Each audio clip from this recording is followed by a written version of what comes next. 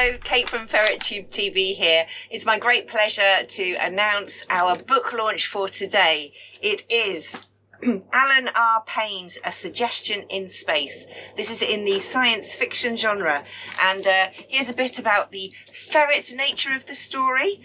In Alan R Paine's debut sci-fi, A Suggestion in Space, the Kalevala crew must work together to overcome the challenges they face in space. The challenges are not so different for the ferret mama, who has to learn to work with her mischievous charges to create a happy and healthy living environment for them. It turns out that the ferret mama needs even more patience than the captain of the Kalevala. And I can attest to that as a ferret mama of 4, not genetically, of course. But I hope you enjoy today's book launch. Alan R Paine, A Suggestion in Space. It's counterintuitive, but there is little that's new in sci-fi. Most scientific advances were predicted by sci-fi writers a long time ago, and the human race has a long way to go to catch up with the interstellar travel of the modern sci-fi world. So, I'm not necessarily looking for something brand new in a novel, but I do want to see a unique angle on whatever the book's underlying premise is. Alan not only delivered on this, but he delivered a whole range of new angles on various different facets within the book. Alongside this, he created a cast of believable characters, the ones in the main story handpicked for their gruelling space mission, but with their own human failings to create friction and drama in all sorts of ways, many which you won't see coming. It's a gripping story on many levels, following an ambitious long-range mission through space-time, but with an anchor back to a pair of journalists on Earth, whose link with the crew remains strong even as their timelines race off on a terminal divergence. It's one of those stories where you start to feel you know the characters personally. For a debut novel, it's a stunner.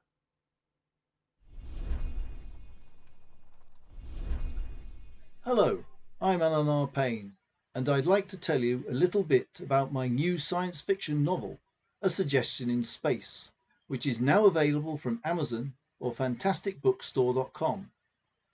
Lucina and her companions are travelling on board the Kalevala, a ship that can take people between the stars in what seems to them an instant, but for those waiting on Earth, the ship is only travelling at the speed of light, so that even the shortest interstellar journey lasts years from their point of view. But even the Kalevala has to spend months reaching the outer solar system so that it can launch the transition between the stars. And when a problem makes their voyage a lot longer than expected, they end up fending for themselves far from home. Back on Earth, television presenters Annabelle and Zip trudge through their decades-long contract to report on the findings of the expedition and interview the astronauts on their return, who will have aged little compared with them. Along the way, we see glimpses of 23rd century life playing out around them. Lucina and the rest of a crew of a Kalevala experience romance and coming of age, tragedy and joy, secrets and surprises. They have all the technology needed to live comfortable lives, but it will not last forever, and they will have to find new ways of doing things. Here's an extract. My name is Lucina. I had a second name once, back when even having 2 or 3 names was not always enough to sort out one person from another. But the time when I had 2 names is like a distant dream. I may seem like some wise old guru today, but don't forget, I'm only an ordinary person who's seen some extraordinary things, and that just like you, I've had to get through my life day by day and year by year. 2214. Kalevala, day 331. A face with a classic Irish look but a Mediterranean complexion filled the screen. Now then, ladies, said Berrin, we're nearly ready to give this crate a huge boot up the backside. Do you want to come and join us in the control room? I'm fine to watch from here. Okay with you, Lynn? Said Lucina. Staying here sounds good to me, said Lynn. I'm sick to death of creeping along at 1,000,000 kilometres an hour. But the alternative is making me feel nervous. Berrin smiled. The transition will be fine. You won't feel a thing. That's what I'm afraid of, said Lynn. Lucina gestured at the screen, which split into 5 windows, showing the technical team of Keris, Shaz, Zek and Mart in each corner, with Beren in the centre. The edge of Shayla's head was visible next to Mart. Lucina watched as Captain Beren waited for the signal from Earth. It would take nearly 3 hours for the video stream to return there, and he had to start the transition process at exactly the right time to blend into a live broadcast. The inflexible timetable made Lucina uneasy. Look at Keris, said Lucina. She's barely keeping it together. I wish I could burst in there and give her a hug. It looks like she's saying something to herself, said Lynn. Lucina studied Keris's lips. It's the traditional prayer used by the first American astronauts. Please God, do not let me F up. Lynn took hold of Lucina's hand and held it tightly. Dark energy 100%. Electrical systems nominal. All control parameters green. Keris, said Beren. Report target status. Target acquired, Captain. Beren sat at his console, his finger poised over a large red switch. Everyone held their breath. This is it, ladies and gentlemen. We are go for transition in 10 seconds. Lucina's fingers were starting to go numb. Lynn was gripping them that hard. 5 seconds. If we don't make it, Lou, you're the best friend I ever had, gasped Lynn. You too. Lucina squeezed Lynn's hand with the little movement she had left. 3 seconds. Oh God, I think I'm going to be sick, spluttered Lynn, tearing her hand away from Lucina. 2, 1. Oh, sorry. Lynn clapped her hand to her mouth, failing to contain the vomit that sprayed through her fingers towards the floor. 0. Transition complete. The vomit hit the floor, the wall of Lucina's bed. Lucina managed to dodge out of the way just in time. Outside the ship, years had passed, and they were now an unimaginable distance from their starting point. The screen showed a small bright disk ahead of them. They had felt absolutely nothing. Lucina thought it was amazing that every part of their bodies, from their capillaries to the synapses in their brains, had been reassembled perfectly over such a distance in time and space. There was something else that caught her twisted imagination, and she burst out laughing. Oh, Lou, I'm terribly sorry. I feel such an idiot, said Lynn, grabbing a towel and trying to mop up the mess. What's so funny? Sorry, I've just had the stupidest thought ever. People ought to watch out for you because you can puke in one solar system and make it land in another. Lynn and Lucina cleaned up the room and agreed that for now they wouldn't tell anyone about how Lynn had been scared half to death by something that turned out to be harmless. I hope that you will enjoy the rest of the book. Thank you very much. Kalevala, Day 718. Lucina watched Knossos dwindle behind them, with the same fascination she had seen it growing weeks before. It had been a truly amazing chapter in her life, in a place that maybe no one else would visit in the whole of human history. She had a star shell and a selection of local life in a sealed tank, fed with carefully controlled gases. They were heading towards Minoa and would slingshot round it, gaining speed at the expense of only a little fuel, and then leave the system in the direction of Rigel. Even with this extra speed, it would take 9 months to get into position to make the transition to Rigel. Then another year, possibly more, before they could transition again to 40 Eridani. And then around a year to reach Ukko. Their remaining journey could easily take twice as long as the 2 years that had passed since they had left Earth. Physically, Lucina knew they would live in comfort, but she feared the psychological strains.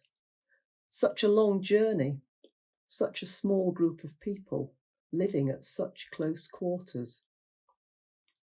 One day, as Lucina entered the room, the star shell came up to the glass, and in a matter of seconds crumbled into tiny pieces that settled in a murky layer at the bottom of the tank. The other life forms fell on the newly formed sediment. Lucina had to move fast to collect samples before the whole lot was eaten. Studying the cells under the microscope, Lucina discovered they were all identical. No specialised cells, but each one could perform multiple tasks. If every single cell in the star shell's body was partly a brain cell, then maybe it really was able to think and to recognise her. The next day, all the other creatures were dead and turned into slurry at the bottom of the tank. They still had months to go, even to reach the transition point to Rigel. Lucina, with the main interest in her life gone, felt bereaved by the loss. She steeled herself for the long haul ahead.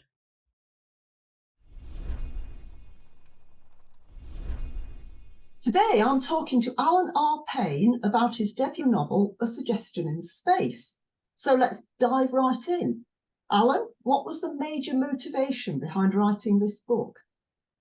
Well, it's hard to pin down the origin of the book, but at some point I realised if you aimed a spacecraft at another star, you'd have to make only a very small error to miss by a very large distance, because stars are very far away and moving at high speed. And once I'd done that and thought of some characters, I was set on a path where I felt I had to finish it. Initially, the direction of the path was a bit hazy, but I think I've moulded the final book into a well-connected story at the end of the day.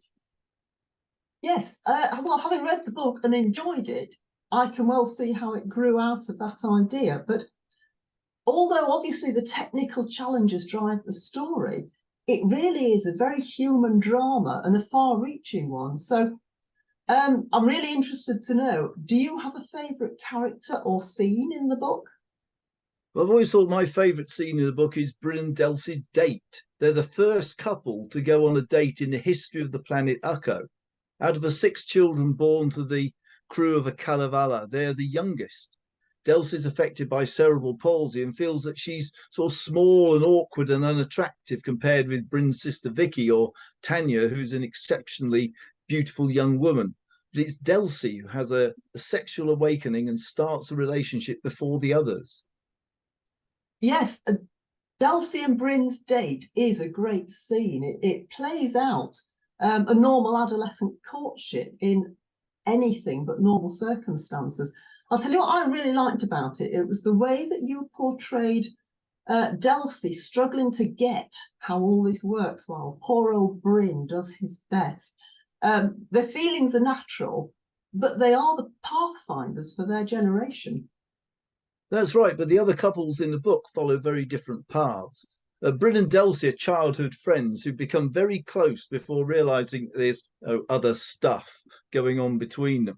And they develop this apparently idyllic relationship, but like anyone else, they're not immune to problems. Well, that's very true. Yeah, they certainly turn out not to be immune to problems, but no spoilers on that one. Obviously, they're growing up in an alien environment and they become, to my mind, 2 of the strongest characters in the book. But speaking of the alien environment, how did you choose the setting for this book? Well, much of the action is set on a planet orbiting the star 40 Eridani. It's a relatively nearby sun-like star. It's also identified as the location of Vulcan in Star Trek, although the link with Star Trek only forms a small part of the story. Oh, yes, the Star Trek references. I love those. And yeah, okay, they're a small part of the story, but it's a really great thread that runs throughout. However, no spoilers on that score. Can you tell me something about the novel's journey to publication? Well, I started writing it in around November 2009, and I reached the last page in about July 2012, which is quite a long time, really. After some editing, I produced a version in December 2012, which I gave to some family and friends to read. Well, that's over a decade ago, Alan. How did you get from there to here?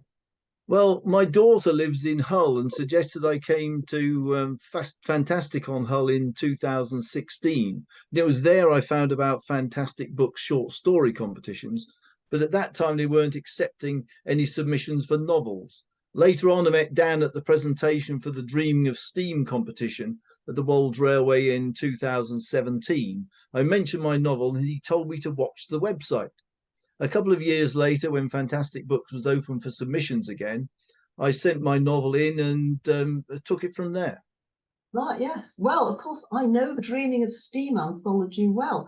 I was invited to submit a story to it myself. I went for a quirky alien invasion theme set on a railway, but am I right in thinking that that's the competition where you were the winner of the Julia Bradbury Prize for capturing the spirit of the Wolds? Yes, that's right. My story was called Trains of Thought. I was delighted to win the Julia Bradbury Prize. It's just a shame she couldn't have been there to award it, but she did give me a personally signed book and DVD. Yeah, I know that Dan invited her, but she was engaged elsewhere, busy celeb, But it was a good do, if you remember, held at the Yorkshire Wolds Railway. No, absolutely, yes. But of course, there's no indoor space. We were very lucky with the weather. We certainly couldn't all have piled on the train. There were so many people there. And am I right to say that you've since published a number of other short stories? Yes, I had several short stories published by Fantastic Books since then, as well as Dreaming of Steam. I've been in Dread Cold, The Forge, and The Dummy's Guide to Serial Killing. I'm also on the short list for the Flash Fiction competition, where the results were delayed by the COVID pandemic. I think the anthology is going to be called Kaleidoscope, and it's going to be launched at the end of MABLE. Yes, yeah, of course, Kaleidoscope. And Dan's not revealed the names of any of the winners yet.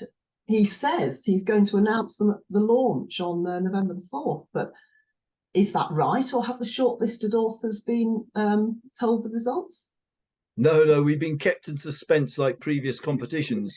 I don't think I want to be told and then have to keep it secret like, a contestant in the TV show Bake Off or something like that. But it's not long to wait now, I suppose. No, that's a good point. But, well, best of luck with that one, Alan. I'll look out for your name when Kaleidoscope launches on the 4th. And will there be any more to come from the cast of A Suggestion in Space? Well, I've thought about books that could follow A Suggestion in Space. For example, I've wondered what could happen in the far future when the people in Ukko forget that they came from another planet. There's a communications relay on Ukko's moon Ilma, which future space travelers can discover and wonder how it got there. Yes, that'd be interesting. The book itself has a satisfying ending that ties things up nicely, but yes, it clearly does leave the door open for sequels, many sequels. But what about the name, A Suggestion in Space? Can you explain that? Well, it's a bit complicated, but physicists have proposed that subatomic particles derive their mass from interacting with something called a Higgs field. And you've probably heard about this thing called the Higgs boson that scientists have been looking for. So I've imagined that if by some mysterious process you could detach a spaceship and its occupants from the Higgs field, then it would have no mass and would be able to go at the speed of light using no energy. The massless particles are very tenuous and almost undetectable, a bit like neutrinos, so they barely exist. And this is why they can be thought of as no more than a suggestion in space. And then when the particles come close enough to a massive object like a star, they reconnect with the Higgs field and the ship rematerializes. But an upshot of this is that for the crew, the journey is instantaneous, but for anyone on Earth, it takes years. Oh, yes, of course. So like the TV presenters in the book who stay back on Earth. Yes, it's over 16 light years to 40 Eridani. So for the presenters Annabelle and Zip, it will take nearly 33 years for the Kalevala to reach the star and radio back to say they've arrived. It's quite a job for them to keep the viewing public interested for all of this time. They're growing old while the Starship crew are experienced over only a moment. And I've enjoyed showing glimpses of 23rd century life along the way. Yeah, I enjoyed those bits too. But if you were to write another, what would be your initial starting point? Well, at the end of Suggestion, the crew of a Kalevala have been out of touch with Earth for much longer than expected, and they're about to discover what's been going on there while they've been away. And they found there's no radio transmissions coming from Earth, but that could mean that radio's been replaced by another technology, or it could mean something else. And I've already got an outline of what they find on Earth and what happens to the people who've been left back on Ukko. Now, that lack of any radio transmissions from Earth is certainly a great hook to draw people into a new story. And it's good to know you're thinking in terms of further books. And finally, can I just say, I see that your book has won approval from best-selling sci-fi writer Drew Wagar, who called it epic interstellar adventure. Now, I know that Drew runs regular on-writing sessions in between writing his own books. Did you take advantage of any of these while developing Suggestion in Space? Oh yeah, I've been a regular on Drew's writing stream since he started it in about 2018, and he guided a group of us to write this science fiction anthology, also an interstellar story, called Nine Streams of Consciousness. And working on that project has taught me a lot about writing, and I have acknowledged how much Drew helped me in the front of a Suggestion Space in the acknowledgements. Well, you've won the approval of a great sci-fi writer, so well done on that. And thank you, Alan, for talking to me about your novel, A Suggestion in Space. It's been fascinating. Thank you very much.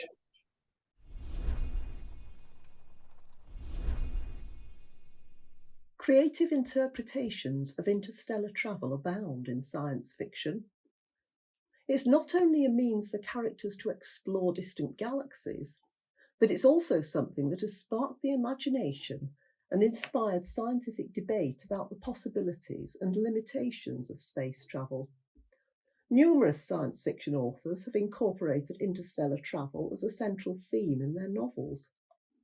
Isaac Asimov's Foundation series, Arthur C. Clarke's 2001: A Space Odyssey, Frank Herbert's Dune series, Robert Heinlein's Starship Troopers, Ursula Le Guin's The Left Hand of Darkness, Larry Niven's Ringworld series, Orson Scott Card's Ender's Game series, Anne McCaffrey's Dragon Riders of Pern series, and of course our own Drew Wagar with his novels set in the Elite Dangerous universe and his Shadewood series. Somewhere in his schedule, Drew finds time to give help and advice to other writers, and I know he has been a great inspiration to Alan R Paine, both through his writing and in practical terms, as Alan has developed and written his debut novel, A Suggestion in Space. One standout feature of Drew Wagar's science fiction writing is the way he incorporates scientific principles, paying attention to physics, orbital mechanics, astrophysics, and so on as appropriate, to maintain a sense of realism within his fictional universe. Giving readers a scientifically grounded experience undoubtedly contributes to the overall immersive experience of his novels. Alan R Paine too works to these principles. It might be his own engineering background, might be good habits picked up from Drew, or maybe a bit of both. Nothing in these books happens by magic. This is science fiction, not paranormal fiction. And it is science fiction that has famously both predicted and inspired technological advancements that have become reality. In 1870, Jules Verne's novel 20,000 Leagues Under the Sea featured a submarine called the Nautilus. This was 28 years before the first practical submarine, the USS Holland, was launched. Just a few decades ago, video communication wasn't available outside the pages of science fiction literature, nor was it possible to communicate using handheld devices that weren't physically tethered by wires. The same can be said for tablets and e-readers. The concept of accessing information via portable electronic devices was envisioned in science fiction long before it became a reality. Arthur C. Clarke's novel 2001: A Space Odyssey featured iPad-like devices. It came out in 1968. Science fiction used voice-activated devices long before the advent of Siri and Alexa. And the world of immersive VR, described in novels and films such as Neuromancer and The Matrix, is a reality today. Who knows what's next? My money's on autonomous cars. We already have things like the Tesla and the Waymo doing pretty well in tests. Although I have seen a Waymo get very confused by traffic cones, well, don't we all? And I've also seen an empty Tesla being summoned to the far side of a car park by its owner, pulled over by a police patrol car. Science fiction has often led the charge, and even served as a source of inspiration for inventors and technologists. As a genre, it has been the mainstay of fantastic books publishing since its inception. A Suggestion in Space by Alan R Paine is a play on the Lost in Space theme, but it has some wonderful twists. The first chapter gets us right into the drama, which is just how it should be. We follow the crew of the Kalevala on their interstellar journey, but a minor mistake leaves them stranded and forced to adapt to survive. Along the way, they uncover some dark secrets, and although they are a crew hand-picked for their resourcefulness and character, because it was always going to be a long journey, they confront challenges that test them to the limit. They have to use every ounce of that resourcefulness, not only to invent solutions, but to reinvent them. And maybe the scientifically grounded basis of Alan's A Suggestion in Space will lead to some of his own fictional achievements becoming reality one day.